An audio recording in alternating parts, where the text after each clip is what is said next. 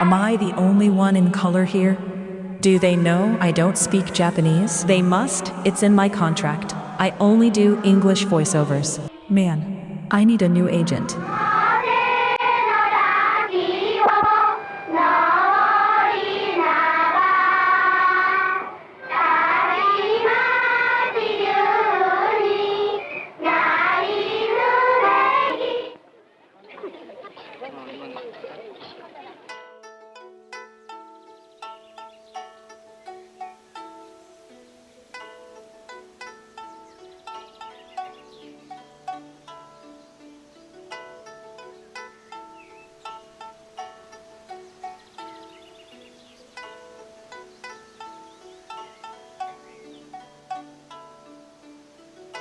In the springtime, almost every school child in Japan travels to a place of beauty to know the joy of beholding a mountain or a rushing stream.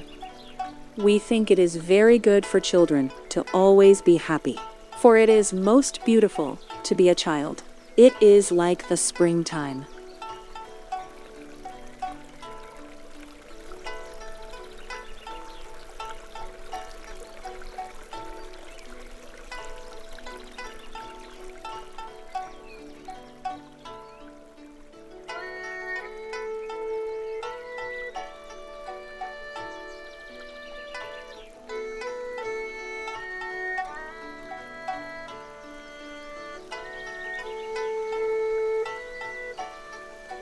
Inside the rice ball, Mother always puts a surprise in the middle.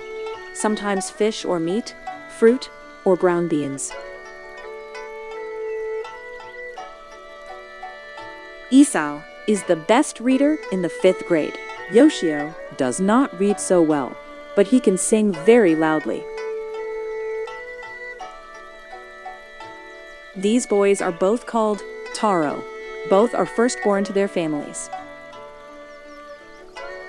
In Japan, the oldest boy is often named Taro. It is of this Taro our story is about.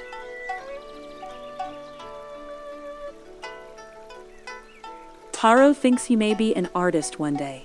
I think he will not be an artist because he does not draw well. I should know. I am one of his teachers.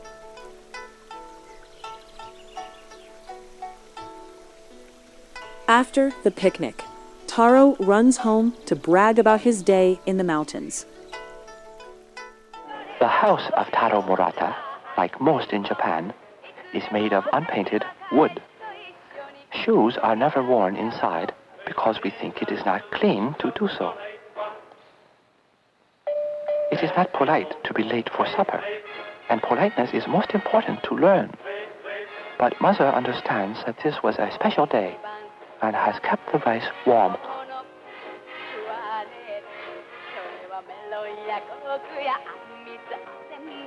Uncle Ito comes to help when there is much work in the fields. There is no father in this house. It is sad that Taro cannot remember his fine father, lost at sea. Noriaki. He is the great true friend of Taro. Noriaki Yamamoto is a student from another island of Japan who lives with the Murata family and attends a small college in this town. For supper, there is rice, which is the main food for the people of Japan.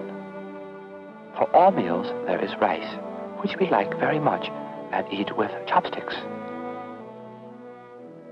For supper, there is usually fish too, and vegetables.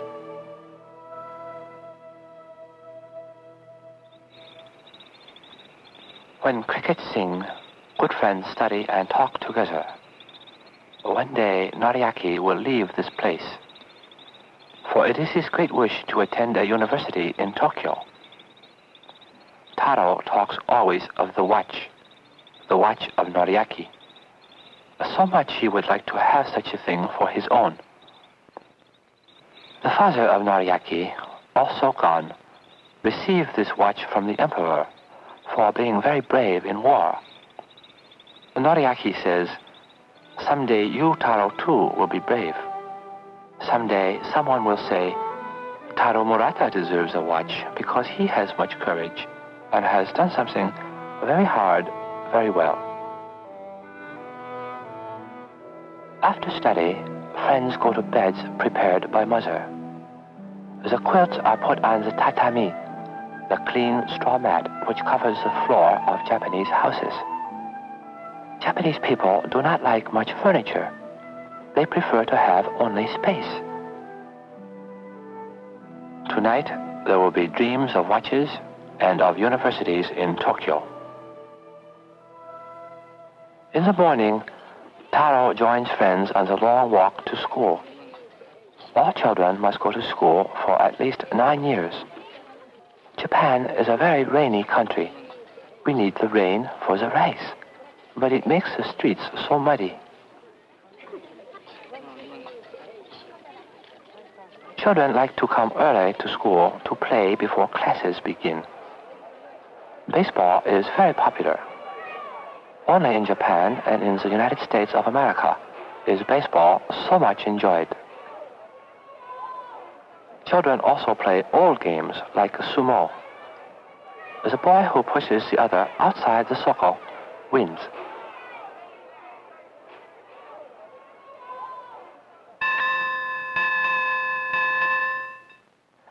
In school also, children do not wear shoes. They leave boots and shoes by the door. They wear instead clean school slippers.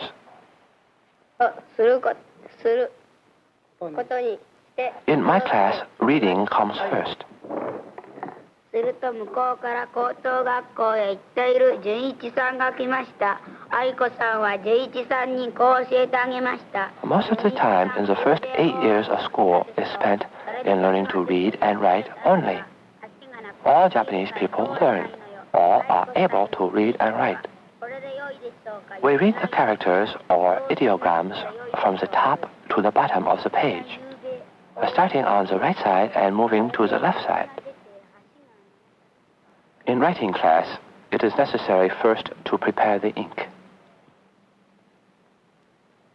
The art of character writing is practiced with a brush.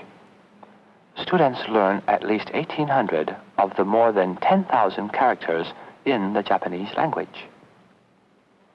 The writing must be both clear and beautiful. Each character may be either a word, a group of words, or an idea. This kind of picture writing is called kanji. It was brought to Japan from China 1,400 years ago. In arithmetic class, children learn to use the abacus. We call it soroban. The soroban is used to add, subtract, multiply, and divide.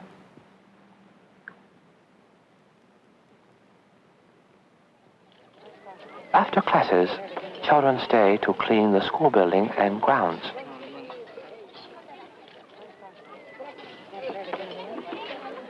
This Taro, he talks more than he works, I think. Some days he runs home too early, but he does not go straight home. I know where he goes, to the temple. There are many Buddhist temples and Shinto shrines in Japan. Most Japanese follow both the Buddhist and Shinto religions.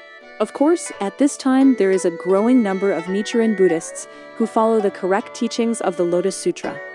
But that is a story for another time. We are focusing on Taro now. Taro sometimes makes offerings to the gods. Sometimes not. Taro thanks the gods for his good mother and older friend Noriaki, and prays that one day he will have a watch like the watch of Noriaki.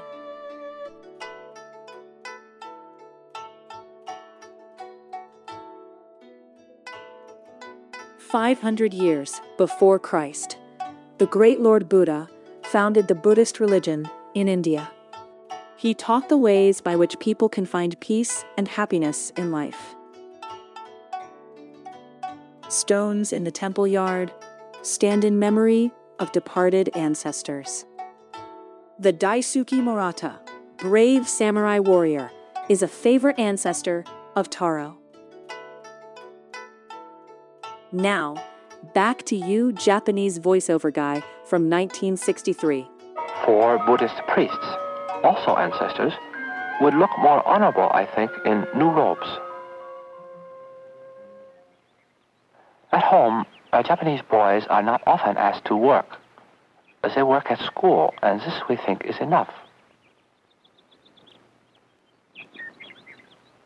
But spring is a very busy time on a farm, and Taro helps with the chores.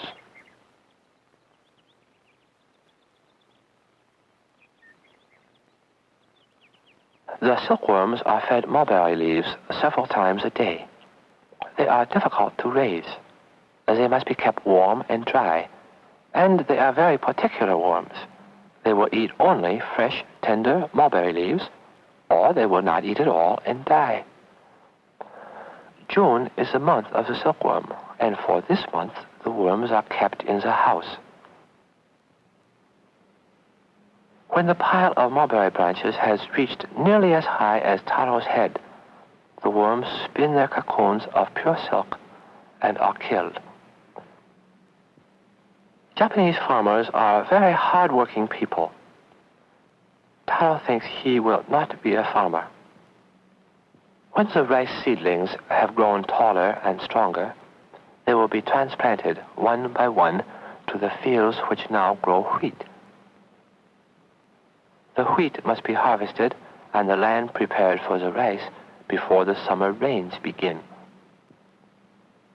Taro brings tea to the fields, to his mother and many relatives who help with the work. In Japan, every foot of land must be used. There are many people to feed, and we have little land.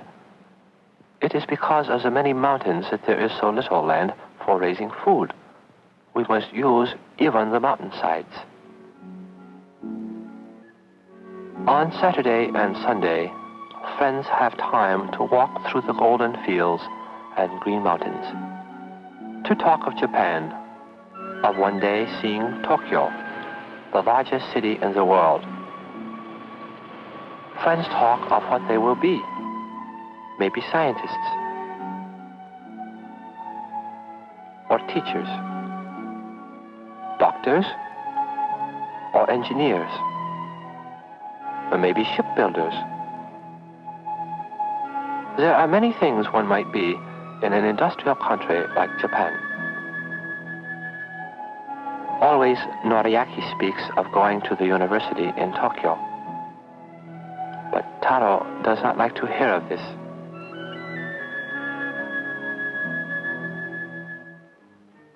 The city of Kofu, where Taro lives, looks much like any one of 100 other small cities in Japan. There are open markets which sell fruit and vegetables, department stores, barber shops, hundreds of small shops which sell anything you may wish to buy. There are markets which sell the fish, which is eaten at nearly every meal. Motion pictures are very popular, both Japanese films and American also. Many things enjoyed in America are also enjoyed here.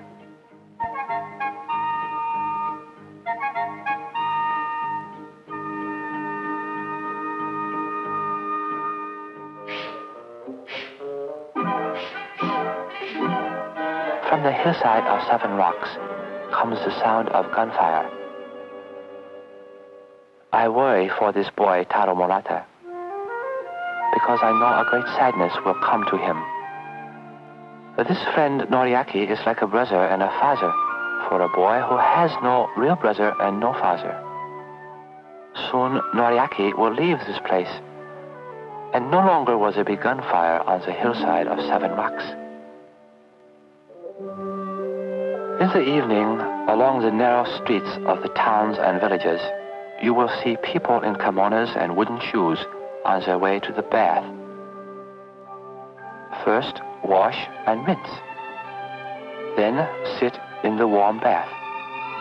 Very warm, but too hot for Taro. For Japanese people, A long bath with friends and family each evening is a most happy experience. This day, Noriaki has learned that he will be admitted to the university in Tokyo. Now Taro knows too that friends must part. It is often so that when life brings joy, sadness comes also. I do not know why this is so.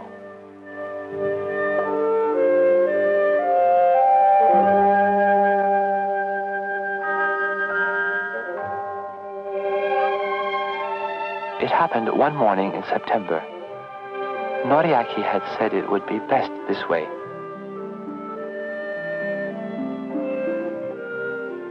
お母ちゃん、兄ちゃんどこ行った？兄ちゃんはね、一番の汽車で東京帰ったの。もう帰ってこないって言ってよ。それで典明によろしくって。それでね、これをね、典明に贈り物置いてったよ。